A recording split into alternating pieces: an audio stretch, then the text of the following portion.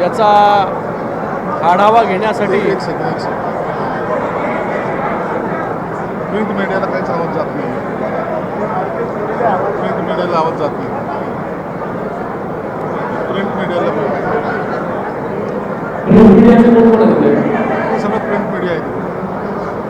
आता काय करायचं इलेक्ट्रॉनिक मीडियाने सांगावं. काय बरोबर काय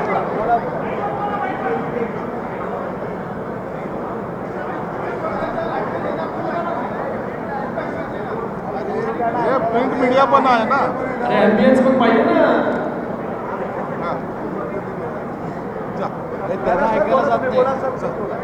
सगळ्या पत्रकारांचं इथे स्वागत करतो मी. आज संभाजीनगर येथे छत्रपती संभाजीनगर आणि त्याचबरोबर जालना या दोन्ही लोकसभेच्या आढावा बैठकीसाठी उपस्थित आमचे पालकमंत्री संजय शिरसाट साहेब, मंत्री उदयजी सामंत साहेब, गुलाबराव पाटील साहेब, त्याचबरोबर अब्दुल सत्तारजी, संजनाताई, त्याचबरोबर सर्व आमचे खासदार भुमरे साहेब असतील, जयस्वालजी असतील, बोरनारेजी असतील, दीपक गुडांजी असतील, सर्व माजी आमदार, सर्व नगरसेवक असतील, जिल्हा परिषदचे सदस्य, विविध संस्थेचे पदाधिकारी, माननीय मुख्य नेते उपमुख्यमंत्री एकनाथजी शिंदे साहेबांच्या नेतृत्वाखाली त्यांच्या आदेशाने या सगळ्या बैठका पूर्ण महाराष्ट्राभर होत आहेत. आपल्या सगळ्यांना माहिती आहे, नुकतंच संपर्क प्रमुखांची नवीन संपर्क प्रमुखांची घोषणा जी आहे ती शिवसेनेच्या माध्यमाने झाली. सर्व संपर्क प्रमुख विविध जिल्ह्यांमध्ये लोकसभेमध्ये जाऊन आढावा बैठका त्यांच्या सुरू आहेत. मला देखील मुंबई आणि ठाणे याची जबाबदारी दिली आहे. मुंबई ठाणे या सर्व लोकसभेच्या बैठका ज्या आहेत त्या झाल्या. आता महाराष्ट्राभर विविध लोकसभेच्या बैठका घेण्यासाठी सुरुवात ही झालेली आहे. येणाऱ्या काळामध्ये पक्ष संघटना कशा प्रकारे वाढेल, कशा प्रकारे पदाधिकारी काम करतायत, या सगळ्याच्या निवडणुका झाल्या. आता त्या निवडणुकीमध्ये कशा प्रकारे पक्षाचं प्रदर्शन राहिलेलं आहे त्याचा देखील आढावा या बैठकींच्या माध्यमाने होणार आहे. आणि भविष्यामध्ये प्रत्येक पदाधिकाऱ्यापर्यंत जो गेल्या अनेक वर्ष शिवसेनेसाठी काम करतोय, कार्यकर्ता काम करतोय, त्याच्या काय समस्या आहेत, त्याला काय अडचणी येत आहेत काम करण्यामध्ये, त्याला या युतीच्या सरकारमध्ये विविध पदांवरती न्याय मिळतोय की नाही, या सगळ्या गोष्टींचा आढावा घेण्यासाठी जे आहे नवीन संपर्क प्रमुखांची नेमणूक माननीय उपमुख्यमंत्री एकनाथजी शिंदे साहेबांनी केली. आणि त्या अनुषंगाने सर्व संपर्क प्रमुख विविध जिल्ह्यांमध्ये जाऊन लोकसभेमध्ये जाऊन संपर्क त्यांनी सुरू केलेला आहे, आढावा सुरू केलेला आहे. आणि आपल्या सगळ्यांना माहिती आहे की SIRचं देखील काम जे आहे, सर्वे जे आहे, मॅपिंग जे आहे हे सुरू आहे. विविध जिल्ह्यांमध्ये ते काम देखील सुरू आहे. हे मॅपिंग सुरू असताना त्या मॅपिंगमधून जे आपले वोटर्स आहेत, जे मतदार आहेत, हे कुठेही गहाळ होता कामा नाही, त्यांची नावं जी आहेत ती कट होता कामा नाही. याच्यासाठी देखील विशेष मोहीम, विशेष प्रशिक्षण जे आहे हे पक्षाच्या माध्यमाने कार्यकर्त्यांना देण्याचं काम सुरू आहे. जास्तीत जास्त भर जो आहे हा अर्बन भाग असेल, त्याचबरोबर सेमी अर्बन असेल, जिथे नावं जी आहेत ती सापडत नाही अशावरती देखील जास्ती भर आहे. पण त्याचबरोबर पूर्ण महाराष्ट्रामध्ये सगळ्या जिल्ह्यांमध्ये SIRची मॅपिंग चांगल्या प्रकारे झाली पाहिजे. मतदार जे आहे ते कट होता कामा नये याच्यासाठी देखील विशेष मोहिमेचं सुरुवात पक्षाच्या मार्फत जी आहे ती झालेली आहे. आज इथे आपण पाहता की सगळे मंत्री महोदय आहेत, सगळे आमदार आहेत, त्या सगळ्यांना कुठली ना कुठलीतरी जबाबदारी जी आहे पक्षाने दिलेली आहे. तर संपर्क प्रमुख म्हणून मी आणि आम्ही सगळे लोक जे आहोत येणाऱ्या काळामध्ये या महाराष्ट्राच्या विविध विधानसभा असतील, लोकसभा असतील, जिल्हा परिषद गट असतील, पंचायत समिती असतील, आज सुरुवात फक्त केलेली आहे लोकसभा न्याय बैठका घेण्यासाठी. भविष्यामध्ये या बैठका ज्या आहेत ते वाढतील, वारंवार ज्या आहेत बैठका होतील, विधानसभेच्या लेवलला होतील, जिल्हा परिषदला होतील, पंचायत समितीला देखील होतील. पक्ष जो आहे हा तळागाळामध्ये कसा पोहोचेल, कशा प्रकारे प्रत्येक गावागावापर्यंत पक्ष पोहोचेल, त्याच्यासाठी ही मोहीम जी आहे ती सुरुवात केलेली आहे. तर मी सगळ्या मंत्रिमंडळाच्या, सगळे खासदार असतील, आमदार असतील, सगळ्यांचं मनपूर्वक इथे धन्यवाद व्यक्त करतो. पदाधिकारी आमचे असतील, कार्यकर्ते, विविध जिल्हा परिषद गटातून आलेले, संभाजीनगर असेल, त्याचबरोबर जालना असेल, या दोन्ही जिल्ह्यातील सर्व कार्यकर्त्यांचा देखील इकडे धन्यवाद व्यक्त करतो की मोठ्या संख्येमध्ये हे सर्व कार्यकर्ते या ठिकाणी उपस्थित झालेले आहेत. आणि त्याचबरोबर आपल्याला सगळ्यांना माहिती आहे की पद्मविभूषण, महाराष्ट्र भूषण आशाताई भोसले यांचं नुकतंच जे आहे हे निधन झालेलं आहे. त्यांना देखील या ठिकाणी हा कार्यक्रम सुरुवात होण्याच्या अगोदर पक्षाच्या वतीने आम्ही सगळे लोक जे आहे हे उभे राहून जे आहे भावपूर्ण श्रद्धांजली जे आहे हे व्यक्त करणार आहोत.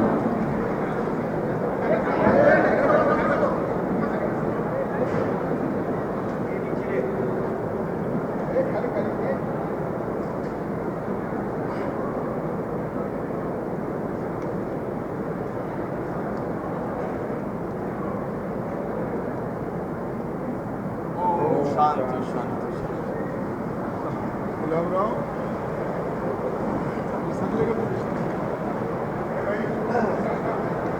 सर, तुम्ही आता आढावा बैठकी घेत आहे. छत्रपती संभाजीनगरचा विचार करता महापालिकेमध्ये फारसं यश मिळालं नाही.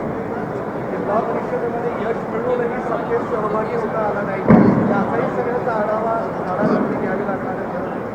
सगळ्यांचा आढावा जो आहे आज या बैठकीच्या माध्यमाने या ठिकाणी होणार आहे. मगाशी मी बोलताना म्हणालो की ज्या निवडणुका झालेल्या आहेत त्या निवडणुकीमध्ये प्रदर्शन कसं झालेलं आहे, कशा प्रकारे किती जागा तिथे निवडून आल्या आहेत, काय कारण आहे, त्या सगळ्यांचं जे अनुभव या बैठकीच्या माध्यमाने. म्हणून आज कार्यकर्त्यांना इथे बोलवलेलं आहे.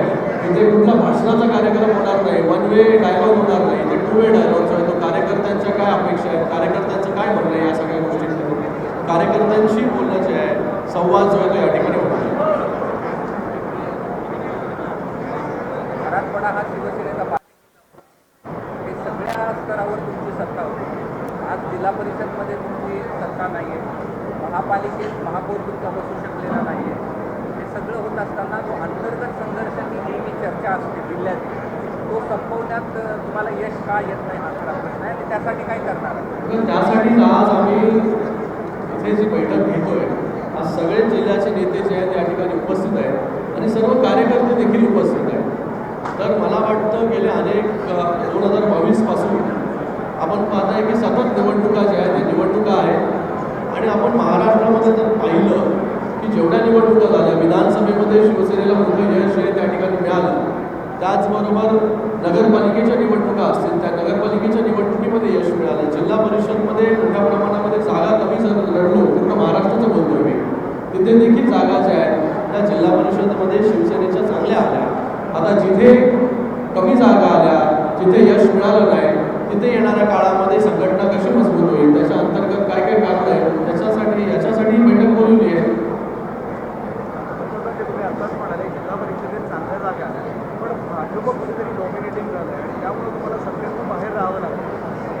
बघा, या सगळ्या गोष्टी ज्या आहेत मला वाटतं युतीमध्ये कुठले निर्णय घ्यायचे नाही घ्यायचे, काय करायचं हा पूर्णपणे अधिकार जो आहे शिंदेसाहेबांचा आहे. या सगळ्या गोष्टी ज्या आता झाल्या गोष्टी, जिल्हा परिषदेच्या निवडणुका झाल्या, नगरपालिकेच्या निवडणुका झाल्या, आता भविष्यामध्ये पुढे कुठल्याही निवडणुका ज्या आहेत त्या आता या जिल्ह्यांमध्ये नाही आहेत 3 वर्ष. तर याच्यामध्ये कुठे आम्ही कमी पडलो, कुठे आम्हाला आत्मपरीक्षण करायचं आहे, या सगळ्या गोष्टींचं देखील जे आहे तो उहापोह या बैठकीमध्ये होईल आणि येणाऱ्या अशा अनेक बैठकींमध्ये होत राहील. सातारा असेल, छत्रपती संभाजीनगर असेल, इथं तुम्हाला विरोधात इतर पक्षातला असण्यापेक्षा स्वकीय स्वतःचा मित्रच विरोधक या ठिकाणी झालेला आहे. त्यावरती फारसं काय तुम्ही त्याच्यावरती तुम्हाला सगळ्यांना माहिती आहे की कशा प्रकारे जे आहे हे उदयजी सामंत असतील किंवा आमचे अनेक मंत्री असतील, आमदार असतील, स्वतः शिंदेसाहेबांनी याच्यावरती जे आहे ते आपलं मत जे आहे ते प्रकट केलेलं आहे.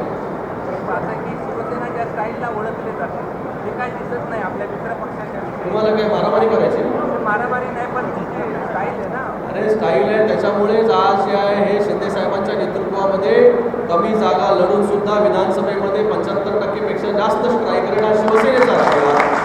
नगरपालिकेमध्ये कमी जागा लढून सुद्धा शिवसेनेच्या सगळ्यात जास्त जागा आल्या आणि जिल्हा परिषदमध्ये देखील जे आहे कमी जागा लढल्या, कमी वेळेमध्ये लढल्या, तरी देखील तिथे यश जे आहे ते चांगल्या प्रकारे मिळतंय.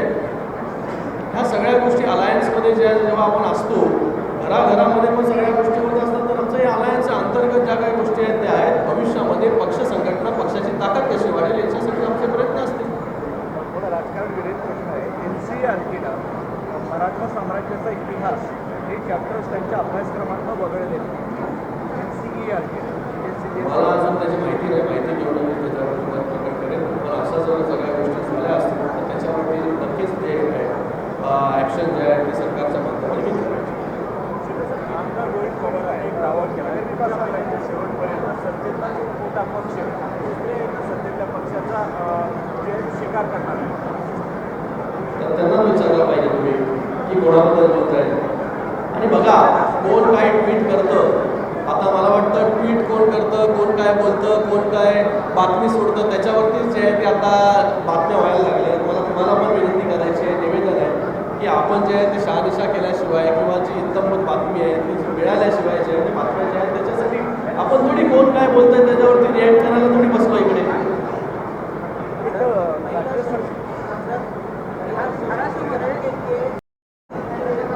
विशेष अधिवेशन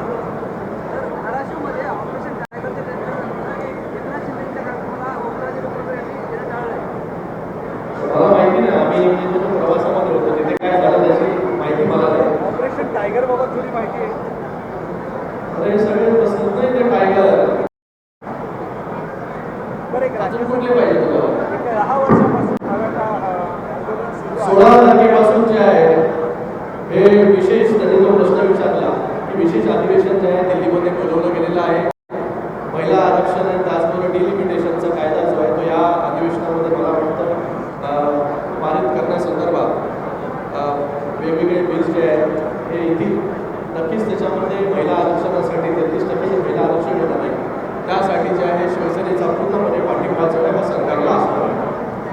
धन्यवाद.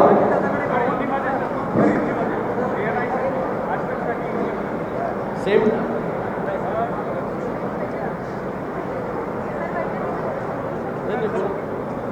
राहुल गांधी ने कहा है कि आरएसएस और बीजेपी के विचारधारा वाले जो लोग हैं वो अम्बेडकर और संशोधन को अम्बेडकर और संविधान को खत्म कर देना चाहते हैं.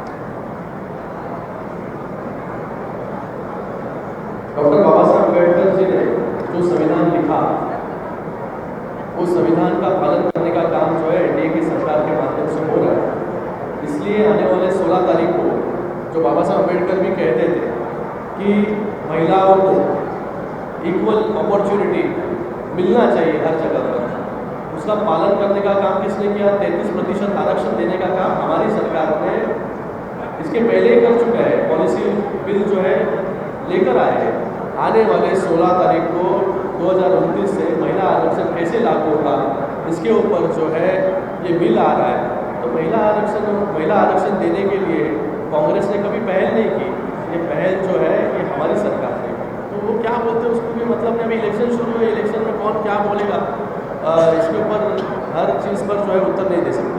महिला आरक्षण बिल को ही लेकर बीजेपी ने जो है एनडीए और सहयोगी संगठन जो घटक दल है उनके सभी सांसदों को उपस्थित रहने के लिए कहा है. इसके बारे में क्या कहेंगे? हमारा सबका सहयोगी दल जो एनडीए में है वो सभी लोग आने वाले 16 तारीख से 18 तारीख के बीच में ये बिल के समर्थन में पूरी ताकत के साथ खड़े रहेंगे. प्रधानमंत्री ने कहा है कि अगर बंगाल में बीजेपी जीतकर आती है तो रिफ्यूजी कम्युनिटी को नागरिकता देने में सबसे ज़्यादा तेजी दिखाएगी.